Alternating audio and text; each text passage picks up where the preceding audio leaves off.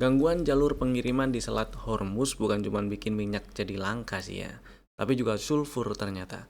Dan ini berpotensi berdampak ke beberapa emiten nikel di Indonesia, di IASG, terutama yang terlibat di smelter HPAL (High Pressure Acid Leach) atau ya yang ada rantai hilirisasinya lah. Jadi ada beberapa saham misalnya eh, NCKL, MBMA, Antam, Inco itu produksi nikelnya berpotensi terganggu. Dan bukan cuman nikel doang ternyata, tapi pupuk TPIA juga produksinya berpotensi terganggu. Nah, ini untuk TPIA kemarin udah dibahas ya. Kita akan bahas jadi beberapa saham nikel yang 4 tadi. Jadi tonton sampai selesai.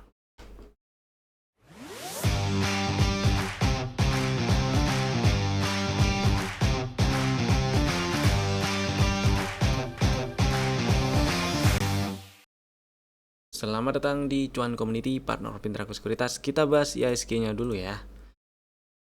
Hari ini melemah 3,3%, tutup di 7337.37. Seperti yang dibahas kemarin ketika 7400-nya di breakdown. Jadi IISG ada potensi lanjut ke 7000 kecil atau 6800-an ya. Ya meskipun hari ini bikin candle dengan body kecil, ada shadow atasnya yang ya kurang lebih segede bodinya lah. Shadow bawahnya jauh lebih gede, menandakan ada perlawanan lah ya. Setelah tadi sempat turun sampai ke 7156.68, tapi karena ini udah tutup di bawah 7400, jadi peluang untuk ke bawahnya nih jadi makin gede. Kalaupun ada naik-naiknya dalam waktu dekat ke depan, ini semoga ada sih. Saya anggap technical rebound aja. Dan ini kan kalau kita lihat dari Januari ya 2026 sampai sekarang kan ada zigzag lower high lower low, bisa dibilang ya ada downtrend lah yang kebentuk. Jadi ya naiknya kita anggap aja sebagai technical rebound aja, mungkin ngetes gap area 7800-an itu ya. Jadi tetap stay safe aja buat yang lagi trading, terutama trading jangka pendek. Kalau misalnya lagi trading, jangan lupa pasang strategi antisipasinya, trailing stop, stop loss, take profit. Mau pasang strategi antisipasi itu atau mau nungguin, yang penting jangan telat jualan aja ya. Kemudian saham-saham yang udah kasih cuan hari ini ada beberapa yang mau dibahas. Ada 3 lah ya. Yang pertama TAPG. TAPG saham yang di tanggal 2 Maret kemarin muncul atau ya nangkring di Stock IDS. Dan targetnya 1780. Hari ini high-nya 1795. Jadi lunas nih targetnya ya. 1780 udah lunas. Mudah-mudahan udah pada cuan dan take profit. Happy cuan TAPG-nya buat yang masih punya barang. Ya siap-siap TP besok sih boleh kali ya. Itu untuk TAPG-nya, happy cuan. Dan berikutnya yang kedua ada KKGI. Kalau ini tadi waktu live trade pagi di spill ya, ketika nembus ke atas 352, wah seru nih gitu kan. Terus ngantri deh 354, 352, ya disamperin dan sempat naik sampai ke 394. Harusnya udah ada cuan yang bisa dibungkus ya, udah bisa exit dalam posisi cuan minimal di 374 atau 370-an. Jadi buat yang masih ada barang, ya sebawah-bawahnya pasang trailing stop di 368 aja. Intinya sih happy cuan ini KKGI. Kemudian yang ketiga Damina. Kalau ini waktu live sesi 2 tadi Mina uget-uget dan ngegas nyundul ke atas 272, kemudian di spill boleh dibeli 272, 274 itulah ya. Sempat naik sampai ke sini nih 292, dan ini juga mestinya udah sempat exit dalam posisi cuan ya, seenggak-enggaknya 282, 280 lah ya. Buat yang ternyata masih ada barang ya pasang trailing stop lah di 2774 mah gak cuan dong ya, siap-siap jualan aja sih. Gitu ya, intinya sih happy cuan Mina, mudah-mudahan udah pada jualan, udah pada take profit. Dan berikutnya udah sekarang kita bahas Stock Ideas kemarin ada 3. Yang pertama Elsa strateginya ngantri di 810, stop loss di bawah 755, belum dapat low hari ini, baru di 8.30. Jadi saya pilih ngantri dulu sih. Buat yang mungkin udah beli, ya mau nggak mau stop lossnya tetap sama di bawah 755 ya. Karena kalau kita lihat strukturnya selama nggak ke bawah 755 sih ini masih ada potensi pembal lagi, mudah-mudahan bisa ke 1000-an atau lebih atas. Tapi kalau ke bawah 755 ada peluang terkoreksi lebih dalam. Itulah kira-kira ya. Next, energi ini dapat barang. Strateginya ngantri di 1675 1670, hari ini tutup di 1660. Buat yang ngantri di 1675 atau 1670 berarti ada floating minus sedikit, nggak apa-apa selama nggak ke bawah 1510 masih aman ya. Dan kalau kita lihat strukturnya ini masih uptrend, selama nggak ke bawah 1510 maka masih ada peluang yang lebih besar untuk membal lagi ke sekitar 2000-an. Mudah-mudahan lancar ke sana, dan kalau ternyata apes kena stop loss, ngantri aja di area-area level area-area beli bawahnya tuh, di bawah 1200-an ya, 1180, 1065 gitu ya. Kemudian berikutnya ada ESA. Ini udah dapat barang juga karena strateginya tadi ngantri di 750, stop loss di bawah 700, sempat naik ke 810 sih setelah nyamperin 750 ya. Mungkin karena marketnya lagi nggak enak terus ada yang jualan gitu ya. Nggak salah juga, happy cuan aja. Buat yang masih ada barang berarti ya pasang stop loss di 695 atau 690, nggak apa-apa gitu ya. Next kita bahas saham-saham si emiten nikel. Jadi gini nih, jadi masalahnya adalah Indonesia itu ternyata mengimpor sekitar 75% lah kalau kita kalau dihitung angkanya ya, 75% sulfur dari Timur Tengah untuk produksi nikel gitu. Jadi untuk produksi nikel ternyata itu butuh bahan tambahan lagi, terutama yang ada rantai hilirisasinya. Dan kalau pasokan nikelnya terganggu, beberapa smelter pasti ya kemungkinan besar lah ya bisa menurunkan produksinya, itu sih. Kemudian beberapa saham yang tadi disebut itu adalah beberapa saham yang ada hubungannya dengan nikel dan berpotensi terganggu tuh. Kayak tadi kan sebut NCKL ya, NCKL ada rantai hilirisasinya, jadi dia butuh sekali sulfur. Kalau sulfurnya itu tersendat supply-nya, dia bisa terganggu produksinya, dan kemudian kemungkinan ini adalah emiten yang paling sensitif terhadap isu satu ini nih. Kemudian yang kedua ada Antam. Antam juga dia ada nikelnya juga, dia punya tambang nikel, tapi kemungkinan sih nggak sesensitif NCKL ya ke dampaknya, mudah-mudahan. Kemudian Inco juga ada nikelnya juga, dan nggak segede Antam karena Antam lagi nggak segede NCKL kemungkinan dampak dari isu kelangkaan sulfur ini ya, karena dia nggak ada karena Vale ya baru ngembangin proyek yang butuh sulfur gitu. nggak kayak si NCKL yang dia udah butuh, dan kalau itu supply-nya nyendat bahaya tuh. Sebenarnya Inco juga bisa jadi sensitif nantinya kalau ternyata progresi projectnya ini dia udah sampai di tahap-tahap yang memang kalau itu sampai terganggu efek supply sulfurnya, terus produksinya nggak bisa sampai produksi dan pasti terganggu. Kemudian MBMA ada bikin baterai juga ya, pasti butuh juga di situ. Nah, sekarang yang mau saya bahas adalah respon marketnya, jelas ya. Kita bahas dari sisi teknikal si emiten-emiten yang tadi itu. Kita bahas satu persatu dari sisi teknikal. Yang pertama NCKL, dari yang kemungkinan isu ini paling sensitif nih ya ke NCKL, kemungkinan direspon paling sensitif oleh NCKL. Jadi NCKL beberapa pekan terakhir ini memang dia terkoreksi setelah nyamperin 1595 tuh ya.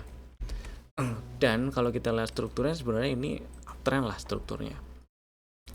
Low valid ada di 940. Jadi simpelnya selama nggak breakdown 940, uptrendnya struktur eksternalnya itu masih belum selesai.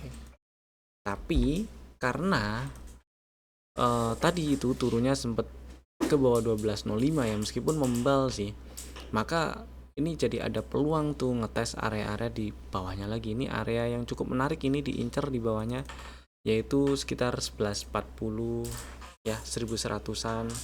Itu menarik diincar. Kalau ternyata membal nih dari area hijau-hijau ini tuh boleh dibeli. Itu sih ya, area yang bisa diincar di situ. Kemudian di bawahnya lagi ada sekitar di bawah 1000 sih. Dan mudah-mudahan nggak terlalu lama dramanya. Gitu ya. Kalau misalnya udah ada yang punya barang, gimana? Kalau ada yang punya barang ya bisa aja pasang trailing stop atau stop loss di bawah 1200 sih sebenarnya. Kalau breakdown 1200 ya incer di bawahnya lagi aja gitu sih.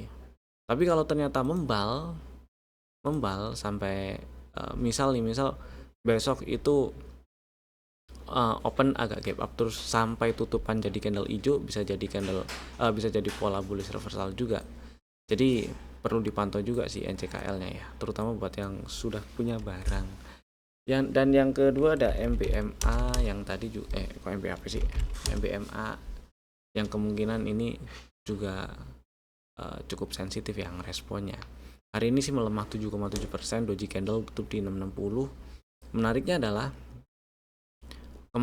bukan kemarin tapi beberapa waktu yang lalu ya, di bulan Februari MBMA breakout 860. Jadi strukturnya masih uptrend karena waktu breakout 860 ini ada break structure dan sah confirm lanjut uptrend. Dan di sini juga ada setup CB1, area belinya itu di 665 dan 600. Jadi sekarang tutup di 660 ini adalah di area beli sebenarnya si MBMA. Buat yang minat banget beli MBMA, boleh sebenarnya dibeli, stop loss ya kalau turun dan tutup di bawah 545. Dan buat yang sudah punya barang mau di hold nggak masalah, selama nggak tutup di bawah 545 masih aman. Karena kalau tutup di bawah 545 turun dan tutup di bawah 545, uptrendnya ya udahan aja, selesai gitu ya. Mudah-mudahan sih ini bisa membal, besok bikin candle hijau gitu biar bikin pola-pola bullish reversal dan lanjut lancar ke 900-an lagi gitu ya. Kemudian berikutnya ada Antam. Nah, si Antam nih hari ini melemah 5,4%, tutup di 3820. Sempat turun ke 3660. Menariknya adalah ini ada potensi atau ada peluang Antam sideways, range-nya menyempit. Jadi sekarang ini bisa dibilang ini adalah area beli. Selama nggak breakdown 3610 ya. Tapi kalau breakdown 3610 maka bisa ditungguin di 3200-an, di bawah 3300 lah, 3270, 3200 gitu ya. Mudah-mudahan sih ada tanda-tanda bullish reversal lanjutan besok, atau kalau misalnya mau nungguin buat bakal fast trade besok mungkin ya, nembus 3880 boleh buat fast trade aja dulu, stop lossnya cukup di 3770, 3760 situ ya. Jadi nggak terlalu gede resikonya. Kalau mau nge-swing santai ya targetnya nggak incar banyak-banyak sih. Saya baru tanda kutip berani gitu ya ambil targetnya di sekitar 4300 sampai 4400-an gitu, selama nggak turun, apalagi tutup di bawah 3620. Kemudian yang keempat ada Inco.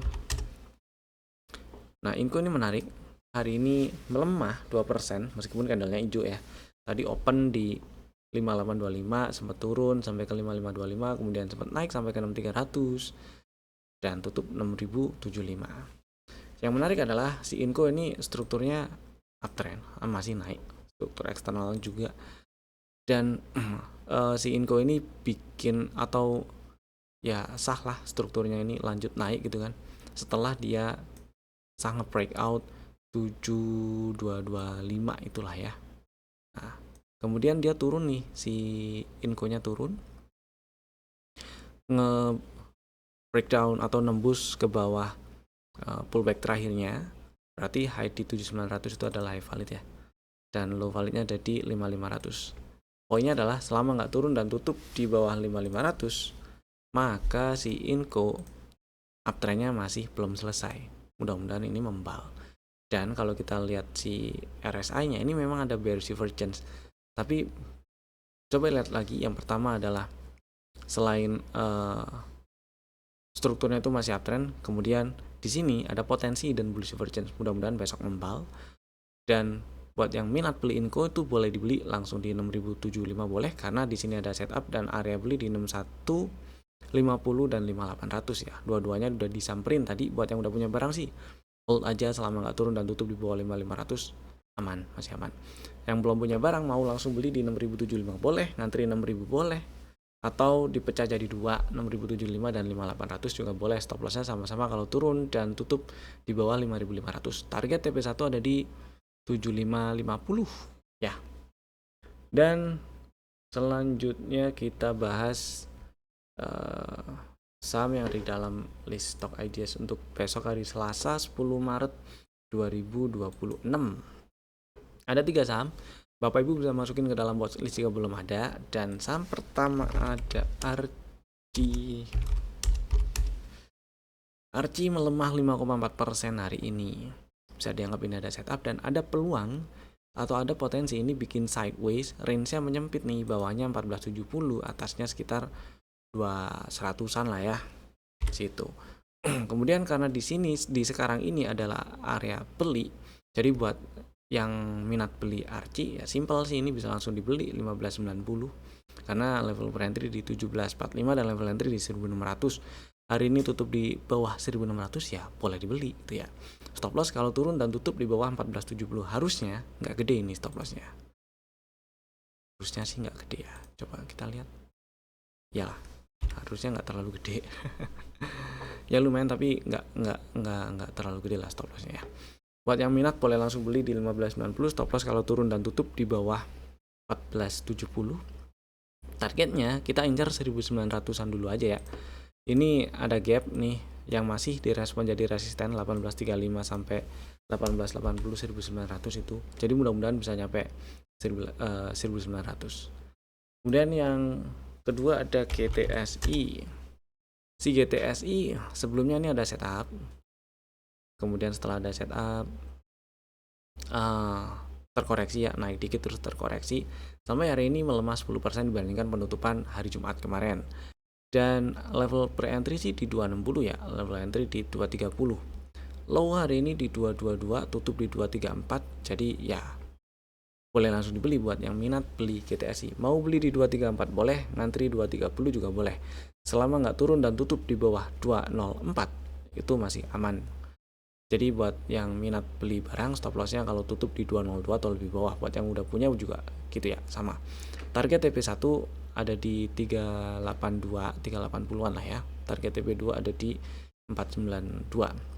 Mudah-mudahan sih lancar ke 380-an. Tapi setidaknya dari sekitar 230 membal nyamperin 290, 300 itu udah lumayan. Dan buat yang pengen TP-TP dulu juga nggak apa-apa. Gitu ya. Yang ketiga ada Inco yang tadi udah dibahas tuh strateginya. Mau beli ngantri langsung di 6075 boleh, ngantri, dibagi dua juga boleh sama 5800 ya. Stop loss kalau tutup di bawah 5500 dan target TP1 di 7550. Dan itu tadi 3 saham pilihan kami. Bapak Ibu bisa langsung bikin ordernya sekarang juga menggunakan fitur-fitur automatic order masing-masing. Terima kasih telah tonton video ini dari awal sampai selesai. Saya Evan, sampai jumpa lagi di video kami berikutnya. Dadah.